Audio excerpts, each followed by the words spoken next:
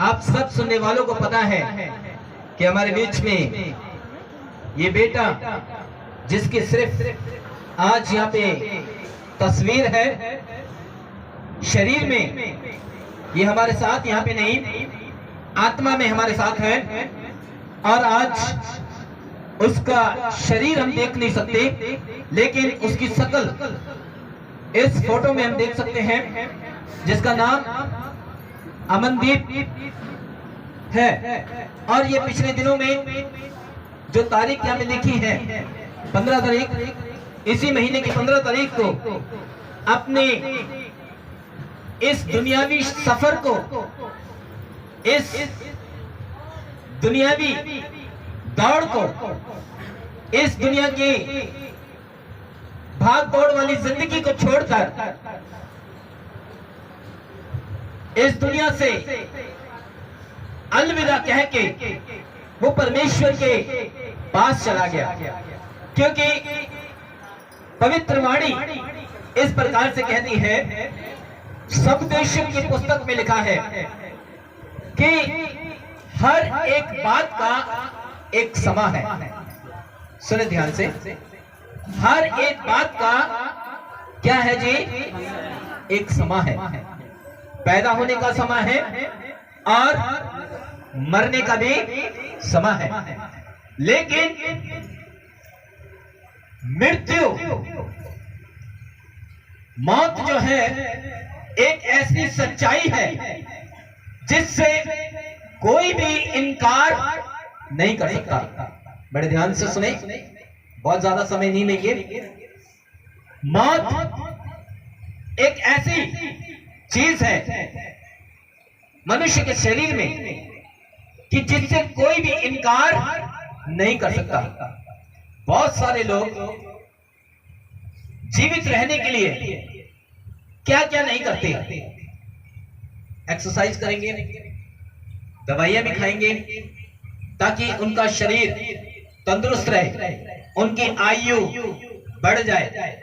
और कोई भी मरना पसंद नहीं। किसी को मरना पसंद है? बोलिए, आप यहाँ पे बैठे इतने सारे लोग, किसी को मरना पसंद है? लेकिन फिर भी मरना पड़ेगा। किसी को भी मरना पसंद नहीं है, लेकिन फिर भी एक दिन ऐसा आएगा जो समा परमेश्वर ने ठहराया होगा, उस दिन इस मृत्यु का स्वाद चखना पड़ेगा। इस मृत्यु के बीच में से होकर जाना पड़ेगा। लेकिन पवित्र शास्त्र बाइबल जो है मसीह विश्वासी जीवन के बारे में कुछ बातें करती है।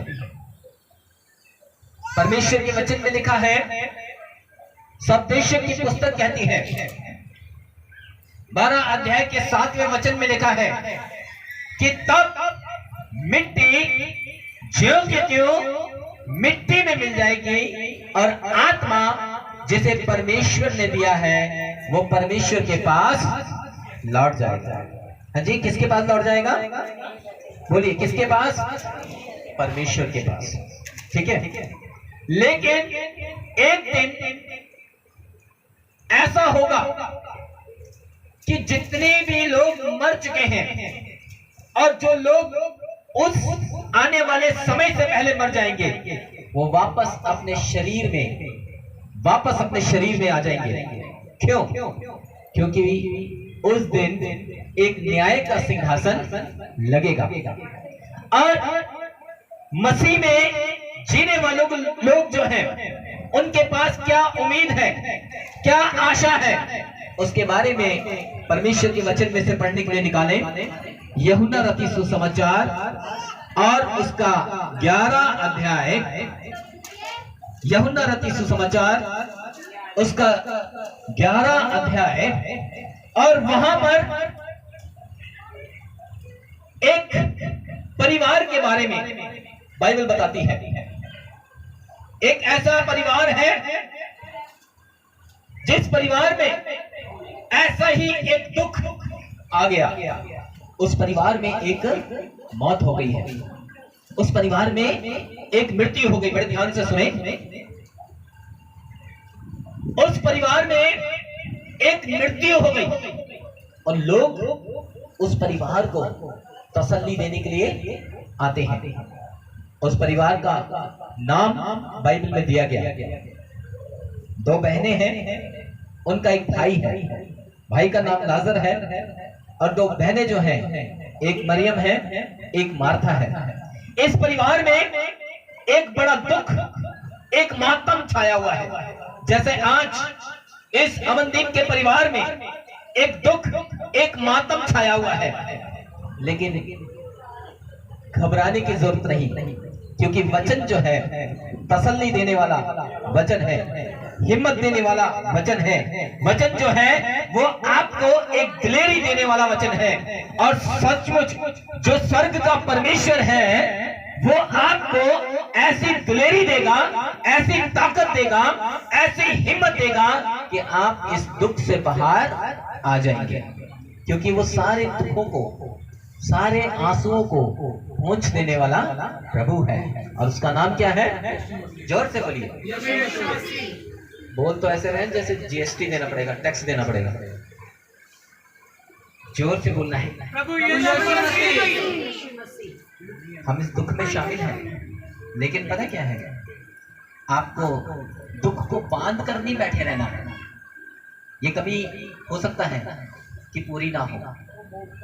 आप जब किसी एक छोटे से किसी जानवर के बच्चे को भी लेकर आएंगे ना, उसके साथ भी लगाव हो जाता है, ठीक है। कोई बिल्ली का बच्चा या कोई डॉगी का बच्चा, ऐसा कोई भी जानवर का बच्चा आप अपने घर में लाते हैं, और जब वो 2, 3, 4 साल 5 साल आपके साथ रहता है, तो एक इंसान का उस जानवर के साथ भी लगाव हो जाता है। उसको मैंने कई बार देखा है, कुछ लोगों को अगर उनका डॉगी बीमार हो जाता है ना, उसको हॉस्पिटल लेके जाते हैं, ठीक है। उसका जैसे एक परिवार का सदस्य इस तरीके से उसकी देखभाल करते हैं, ठीक है।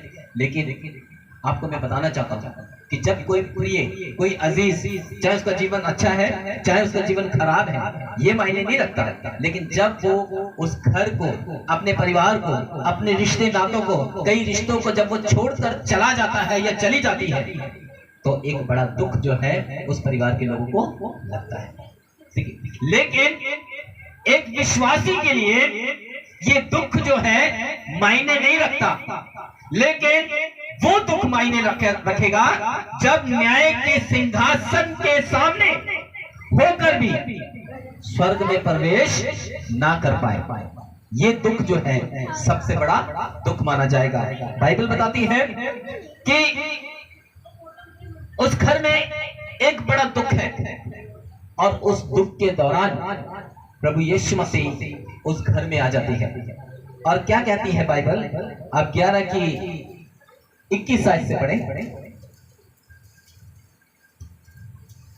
मार्था ने यीशु से कहा, देखिए उस मरे हुए लाजर की बहन मार्था ने प्रभु यीशु से कहा, क्या कहा? हे प्रभु, यदि तू यहाँ होता तो मेरा भाई कदापि ना मरता। ओह, वो ये कहती है कि हे यीशु, अगर तू यहाँ होता तो मेरा भाई कभी भी, पहले अगर तू यहाँ होता तो मेरा भाई कभी भी ना मरता। ये मार्था प्रभु यीशु से बातें कर रही है, और ये बातें सुनकर प्रभु यीशु मसीह मार्था से कुछ कहते हैं, मार्था से कुछ कहते हैं। आज परमेश्वर के वचन के साथ मैं भी यीशु मसीह के नाम में आपसे कुछ कहता हूँ। क्या कहते हैं प्रभु जी? यीशु ने उससे कहा, प्रभु यीशु मसीह जी ने उस मरे हुए लाजर की बहन से कहा, आज मैं इस बेटे अमनदीप जो इस दुनिया को छोड़कर चला गया है, इस परिवार से और आप सुनने वाले सभी लोगों से कहता हूँ। क्या कहा जी? उसने कहा, तेरा भाई फिर जी उठेगा। मैं भी आपसे कहता हूँ, ये बेटा अमनदीप जो है फिर से जी उठेगा। हालेलुया। लेकिन उसका एक समय आएगा, उसका एक समय आएगा। और देखिए प्रभु यीशु मसीह जी जो उस मरे हुए लाजर की बहन से बातें कर रहे हैं, और कहते हैं जब उसका दुख को उन्होंने देख लिया, उसे समझ लिया, और उसके बाद प्रभु ने उससे ये उसके सवाल का जवाब दिया कि मैं तुझसे कहता हूं कि तेरा भाई फिर जी उठेगा। तब एक विश्वासी का क्या विश्वास होना चाहिए? आज इस बेटे जो शारीरिक रूप में हमारे साथ नहीं है, इनके परिवार का जो यीशु मसीह में अपने जीवन को जी रहे हैं, इनका क्या विश्वास होना चाहिए। आज मसीह यीशु में जीने वाले लोगों के पास ये विश्वास है, ये उम्मीद है, ये आशा है जो दूसरे लोगों के पास नहीं है, दूसरे लोगों के पास नहीं है। मार्था जो है प्रभु यीशु मसीह की इस बात को सुनकर, उसके इस जवाब को सुनकर मार्था कुछ कहती है।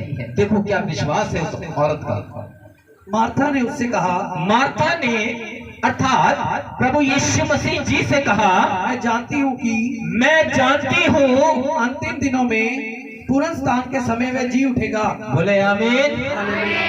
आपका भी यही विश्वास होना चाहिए कि अंतिम दिनों में जब पुनरुत्थान होगा, ठीक है। बहुत से लोगों का मानना है कि मर गए तो कहानी खत्म। नो, मरने के बाद कहानी शुरू होगी। क्यों? क्योंकि परमेश्वर के वचन में बिल्कुल साफ साफ लिखा है। यूहन्ना 3:16 इस प्रकार से कहती है कि परमेश्वर ने जगत से ऐसा प्रेम किया कि उसने अपना इकलौता पुत्र दे दिया, ताकि जो कोई उस पर विश्वास करे वह नाश ना हो परंतु क्या पाए, यीशु मसीह क्या देने के लिए आया है? अनंत जीवन की शुरुआत कहां से होगी? इस एक दिन से 70, 80, 100 साल तक के जीवन के बाद अनंत काल के जीवन की शुरुआत होगी।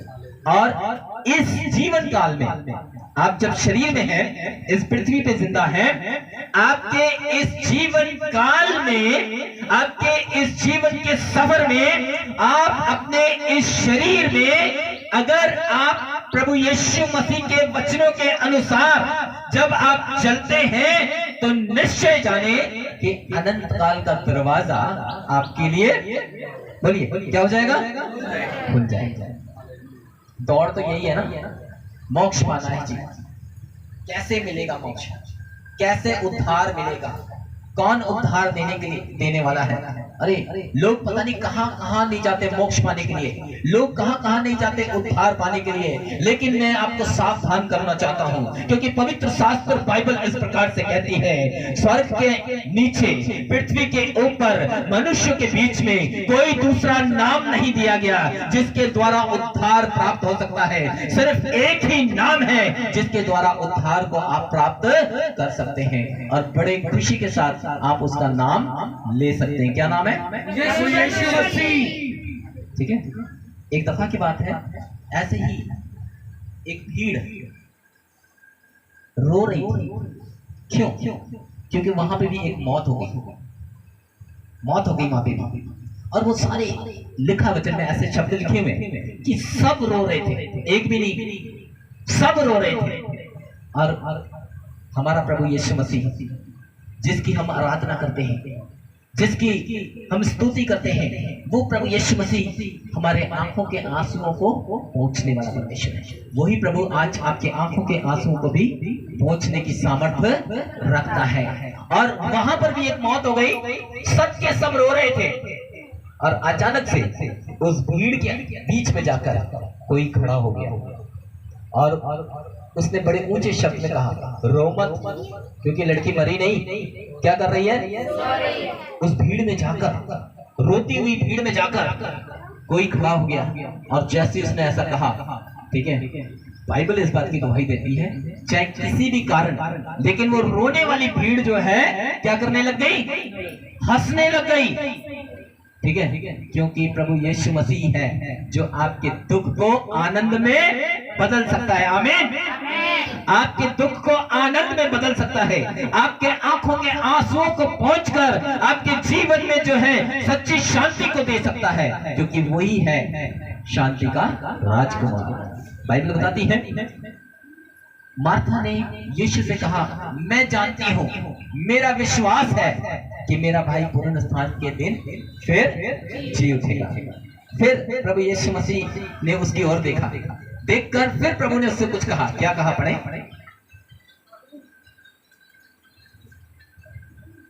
और जो कोई मुझ पर विश्वास करता है, यदि वह मर भी जाए तो भी जिएगा। बोले हालेलुया, जोर से बोले हालेलुया। प्रभु यीशु ने कहा कि जो कोई मुझ में विश्वास, यहाँ पे भैया क्रिश्चियन से नहीं लिखा, नहीं, यीशु ने उससे कहा, पूर्ण स्थान और जीवन मैं ही हूँ। नहीं, यहाँ पे पूरी बाइबल को आप देखेंगे ना तो क्रिश्चियंस नहीं, यहाँ पे लिखा है कि जो कोई, जो में मतलब कोई भी, चाहे वो किसी भी पीपल ग्रुप से क्यों ना आता हो, चाहे वो कोई सी भी लैंग्वेज बोलने वाला क्यों ना हो, चाहे वो कोई सी भी कंट्री से क्यों ना आता हो, समस्त प्राणी के लिए ये बातें कही गई।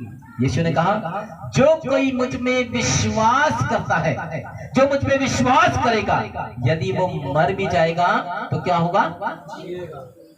बोलिए जिएगा।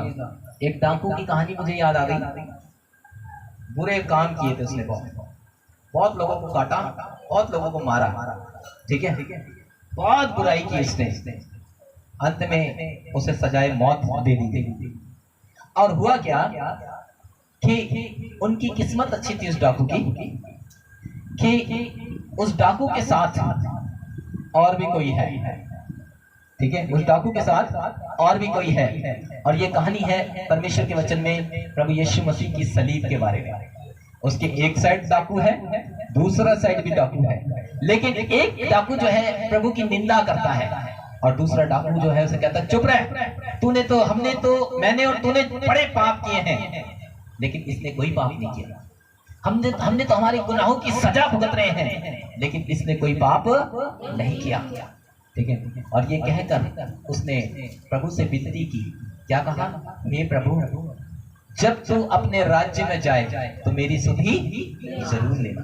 प्रभु यीशु ने उसी टाइम उसके साथ एक प्रॉमिस कर दिया, ठीक है। आज मैं आपसे कहना चाहता हूँ, जो इंतजार कर रहे हैं ना, उनसे कहना चाहता हूँ कि समय निकलता जा रहा है, आपके पास एक अच्छा मौका है अनंत काल के जीवन में प्रवेश करने का। आपके पास एक अच्छा मौका है कि आप अनंत काल के जीवन में प्रवेश करें। मैंने सुना है कि ये बेटा जो है अपनी मृत्यु से पहले काफी समय जो इसने प्रार्थना में बिताया।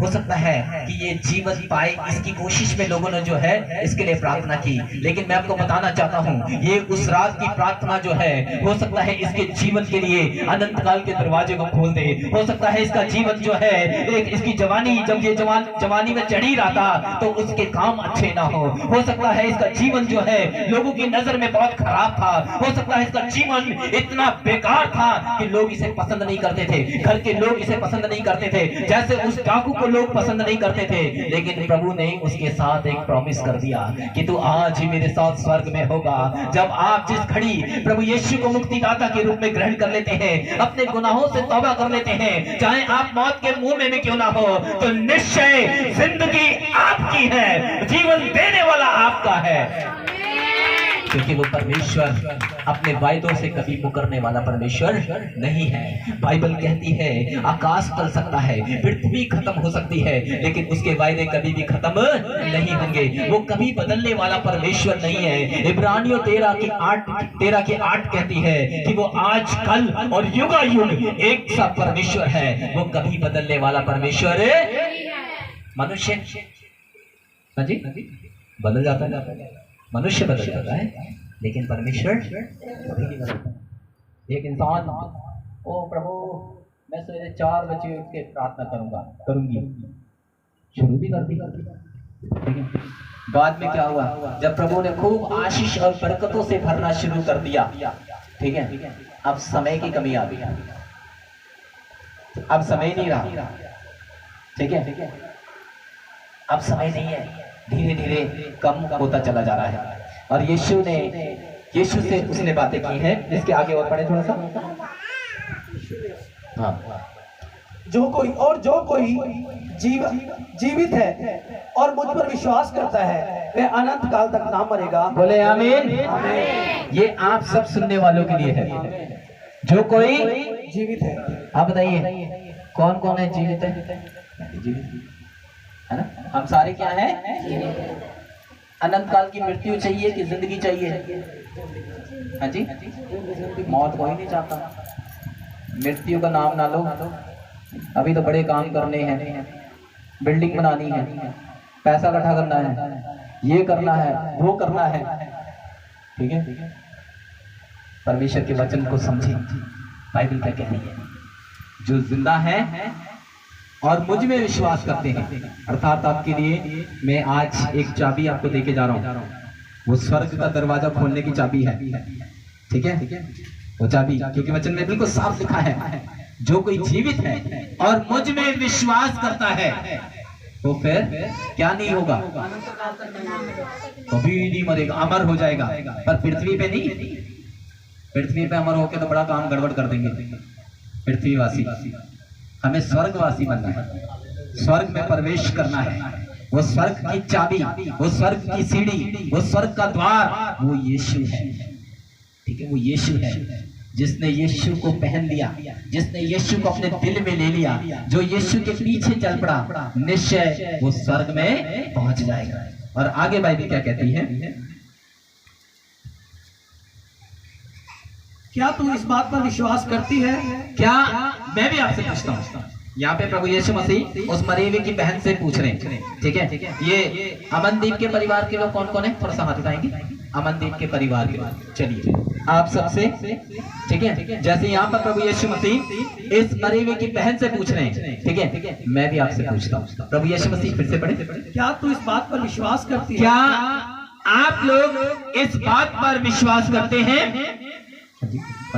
उसने उससे कहा, हाँ है प्रभु, मैं विश्वास करती हूँ कि परमेश्वर का पुत्र मसीह जो जगत में आने वाला है वह तू ही है। बोले आमीन।